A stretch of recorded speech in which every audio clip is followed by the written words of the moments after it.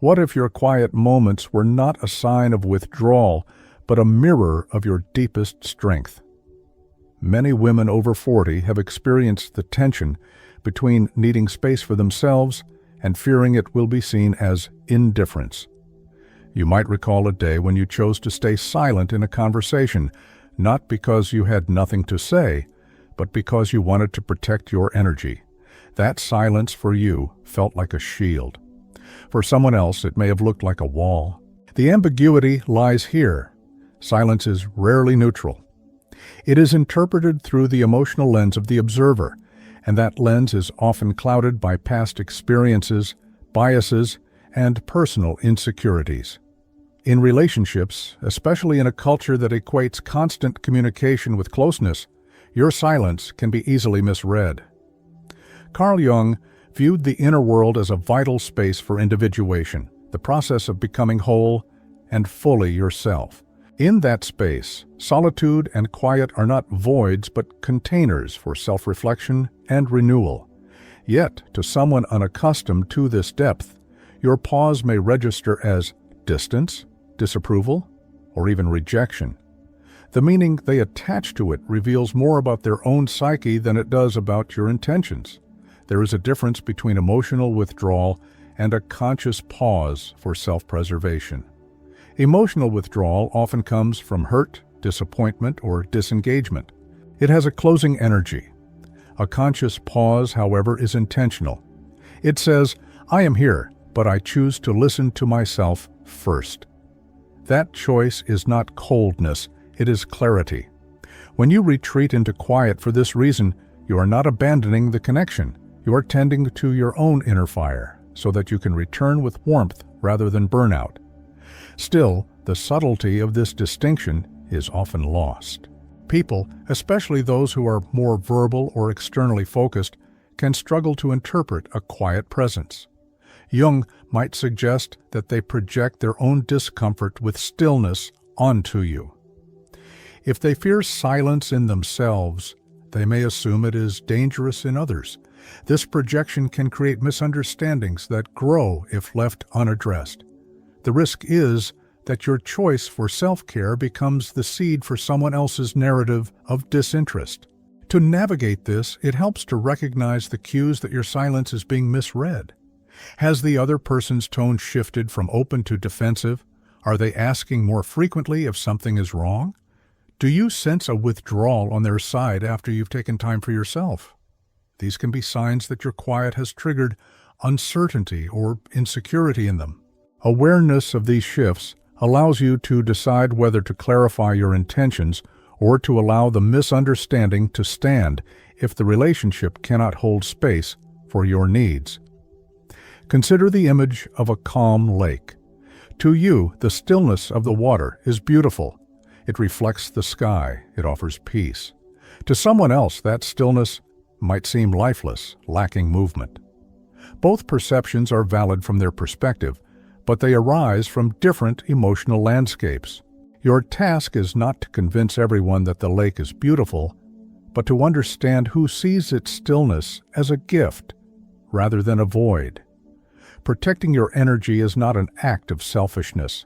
It is a form of stewardship. Jung's idea of individuation requires that you step back from the noise of others to hear the quieter truths within yourself. In those moments, you are not less connected to the world. You're more attuned to it because you are rooted in your own essence. This rootedness is what allows you to engage with authenticity when you do choose to speak. There will always be those who misinterpret your silence. Some will see absence where there is presence.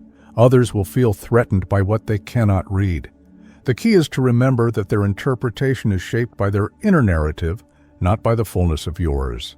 You can choose to explain, or you can allow your consistent actions over time to reveal that your quiet is not a closing door, but an open room where you gather strength. When you hold your silence with intention, it becomes a language of its own, one that communicates boundaries, self-respect, and no depth. It says that your energy is not an open faucet to be drained at will. It affirms that your presence, when offered, is whole and genuine. And perhaps most importantly, it shows that you trust yourself enough to let the world think what it will, while you remain anchored in what you know to be true. Some men interpret reduced communication as a sign that a woman's interest is fading, even when her intentions are entirely different. This response is not random. It is shaped by their personal histories, cultural conditioning, and emotional frameworks. In many societies, verbal exchange is closely tied to affirmation. Words are proof of care, and silence can feel like the absence of love. For men who grew up equating attention with security, your quiet moments can trigger uncertainty or even suspicion. Carl Jung's work helps explain why this happens. He described how perception is filtered through archetypes, personal complexes, and the unconscious. When a man encounters your silence, he does not perceive it in a vacuum. He filters it through the sum of his own experiences. If he has faced rejection in the past, your pause may activate that wound, making him believe history is repeating itself. This is not about your actual feelings, but about the narrative his mind creates to fill the gap left by the absence of words. Cultural patterns also play a role. In many traditional dynamics, women are expected to maintain the emotional flow in a relationship, to be the ones who ask, check in, and keep the conversation alive. When you step back from this role, intentionally or not, it challenges a script some men have relied on without realizing it. Instead of recognizing it as a healthy boundary or a moment of self-preservation, they may feel you are withdrawing affection or prioritizing something or someone else. Real-life misunderstandings often grow from these unspoken assumptions. Imagine a woman who decides to take an evening for herself, reading quietly without checking her phone. Her partner, unaccustomed to this break in rhythm, assumes something is wrong. Without context, his mind fills in the silence with fears or accusations. The irony is that she may have needed that quiet to restore her energy for the relationship, but his interpretation shifts the emotional climate toward tension. Psychologists call this a version of the halo effect in reverse. In its usual form, the halo effect causes people to generalize positive impressions. If someone excels in one area, we assume they excel in others. In reverse, a single perceived negative, like less frequent communication, colors all other perceptions. A man might start interpreting neutral actions as signs of detachment simply because he believes you are pulling away. The less contact there is, the more space there is for assumptions, and the mind often fills that space with the most emotionally charged possibilities. This is where awareness becomes a form of quiet leadership. Understanding that others may misinterpret your silence allows you to decide how, when, and if you want to address it. You might choose to offer small, intentional signals of presence, a brief acknowledgement, a warm glance, or a thoughtful gesture that reassure without draining you. Or you may decide that it is not your responsibility to manage another person's projections if they are unwilling to explore them. Jung's perspective invites both sides to see beyond the surface of the moment. Your silence may be your way of tending to the inner garden of your thoughts, a form of self-dialogue that strengthens rather than weakens the bond. But to the untrained eye, this inner work can appear as absence. The task, then, is not to speak constantly to avoid misunderstanding, but to live in such a way that your presence is felt even when your voice is still. The deeper truth is that silence in a relationship is never just about the absence of sound. It is about how two inner worlds meet in that quiet space. When those worlds are shaped by different experiences of love, trust, and loss, misreadings are inevitable. You cannot erase those differences, but you can decide how to hold your ground without letting their fears dictate your rhythm. In doing so, you protect both your energy and the integrity of your presence, ensuring that when you do speak, your words carry the weight of authenticity rather than the exhaustion of over-explanation. Preserving your energy without closing the door on connection requires both intention and subtlety. For many women, especially those who have lived through emotionally demanding relationships, there comes a point when constant accessibility feels unsustainable. You learn that being present for someone else cannot come at the cost of being absent from yourself. Still, when you choose moments of quiet, the challenge is to maintain a thread of presence that reassures without draining you. One way to do this is by defining what a period of emotional retreat looks like for you before you need it. Instead of waiting until you feel depleted, you might set personal rhythms. Evenings where you disconnect from messages, mornings reserved for your own rituals, or days where you limit social interactions. These boundaries act as preventative care, not emergency repairs. They communicate to yourself that your energy is a resource to be managed, not an endless supply to be spent without thought. Carl Jung's ideas on individuation remind us that the self must be cultivated through both engagement and withdrawal. If we are always in the flow of other people's needs, we lose the chance to hear the quieter voices within us. Periods of conscious silence become the fertile soil where insight and resilience grow. Yet, when others are not accustomed to this balance, they may feel shut out. Here lies the art, creating a rhythm of connection that allows space without severing ties. Minimal communication strategies can help bridge this gap. A brief message that says, "I'm taking some quiet time today, but I'll check in soon," can carry more weight than an hour of distracted conversation.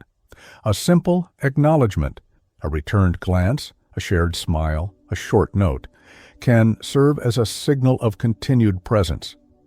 These gestures work like lanterns along a path. You may not be walking beside someone at every step, but they can still see the light. Small actions often speak louder than explanations. If you live with someone, making a shared meal, preparing a cup of tea for both of you, or pausing to share a moment of eye contact, can subtly reassure them that your quiet is not rejection. If you are apart, a single thoughtful gesture, sending a photo of something that reminded you of them, leaving a short note, or acknowledging their message even without a long reply, can anchor the connection without costing your emotional reserves. The key is clarity of intent. Silence by choice is different from silence born of resentment or disengagement. When you treat it as an act of self-respect rather than a weapon, you communicate a different energy entirely. Jung might say that in these moments, you are integrating the inner and outer worlds, honoring your own needs while keeping a channel open for authentic exchange. It also matters to be transparent when necessary. While you don't owe constant explanations, there is value in letting the people who matter know that your quiet is a deliberate act of care for yourself, not a punishment for them. This prevents the mind from filling in blanks with fear or mistrust. A single honest sentence, offered at the right time, can dismantle hours of overthinking. Over time, you'll notice that those who are secure enough to honor your pauses tend to be the ones who belong in your inner circle. They will not push against your quiet with demands or guilt. Instead, they will learn to see it as part of the rhythm of connection, as necessary and natural as breathing. The ones who cannot accept it may reveal their discomfort with your independence, and in that revelation you gain clarity about the relationship's true strength. When your silence is anchored in intention and paired with subtle signs of presence, it becomes a language of mutual respect. It says, "I am here, but I am whole enough to step back when I need to." This balance allows you to preserve your energy without building walls so high that no one can reach you. It also shifts the relationship dynamic from one of constant output to one of conscious exchange, where both voices and both silences are honored. There are moments when silence is not just a preference, but a necessary boundary. After a draining conversation, a pattern of dismissive remarks, or an interaction that leaves you feeling unseen, words can become too costly to spend. In these situations, speaking less is not a withdrawal from connection. It is a conscious act of self-protection. It is the difference between leaving your door unlocked for anyone to enter and closing it gently, knowing that not everyone who knocks has your best interest at heart. Learning to identify when silence serves as self-defense is a vital skill. You might notice it in your body first, a tightening in the chest, a heaviness in the stomach, or an exhaustion that no amount of explaining will cure. These are signs that your energy has been compromised. Instead of pushing through with more conversation, which often leads to overexposure, choosing quiet can preserve your sense of self. Jung would describe this as honoring the integrity of your inner space, refusing to let it be eroded by repeated trespass. Once you draw that line, the next question is whether the other person respects it. Do they give you space without resentment, or do they try to pull you back into dialogue before you are ready? Respectful partners and friends will allow silence to breathe. Those who fear losing control will often push harder against it. This distinction can reveal much about the true nature of the relationship. Silence becomes a filter, showing who can stand beside you without demanding constant access to your thoughts and emotions. Recovery after emotionally taxing interactions is not a passive process. It is a deliberate return to your own rhythm. You may find it in the solitude of a walk, the stillness of a cup of tea, or the grounding weight of a familiar routine. In Jungian terms, these moments connect you to the archetype of the wise woman, the part of you that knows when to speak, when to listen, and when to retreat into the sanctuary of your own mind. This archetype understands that words lose their power when scattered recklessly. She saves them for when they can truly shape meaning. Silence as a limit also interrupts cycles of harm. In arguments where nothing new is being said, in conversations where respect has already been broken, continuing to speak often deepens the wound. Choosing stillness in these moments can prevent further erosion of trust. It communicates, without aggression, that certain lines will not be crossed without consequence.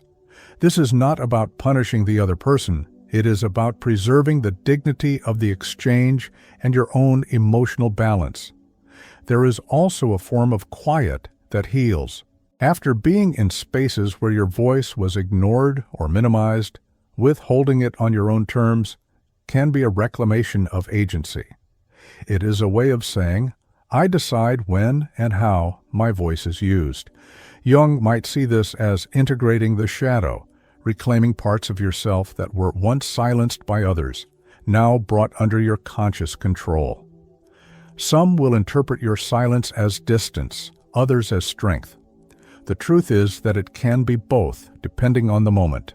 In relationships worth keeping, people will learn to recognize that your quiet does not mean absence, but presence in a different form, a presence turned inward for renewal. Those who cannot see this may not be ready for the kind of depth you bring. When you embrace silence as a boundary, you step into a form of power that is not loud or confrontational, but steady and undeniable. It is the strength of the mountain that does not need to announce its height. It stands, it holds, it endures, and in that endurance, it teaches others how to meet you, not with noise or intrusion, but with the same respect and stillness you grant yourself. Silence, when held with intention, can become one of the most powerful forms of communication. It is not emptiness, but presence, a way of shaping the space between two people so that meaning can emerge without the clutter of unnecessary words.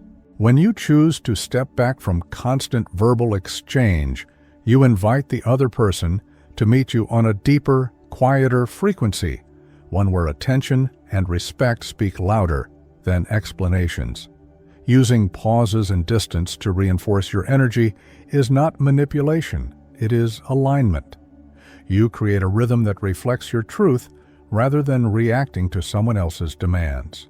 In Jungian terms, this is the work of individuation, living in harmony with your inner self so that your outer actions carry the weight of authenticity. The absence of noise allows what is essential to rise to the surface, both in you and in the person across from you. Strategic silence often creates more impact than a flood of words. In moments when emotions run high, speaking less can amplify the significance of what you do say. It allows the listener to sit with your presence, to notice the subtler layers of your expression, and to recognize that your attention is a gift, not an obligation. This is the opposite of withdrawal. It is a deliberate crafting of the interaction's tempo so that meaning is not lost in excess. Throughout history, women who have embodied this kind of quiet strength have left lasting impressions.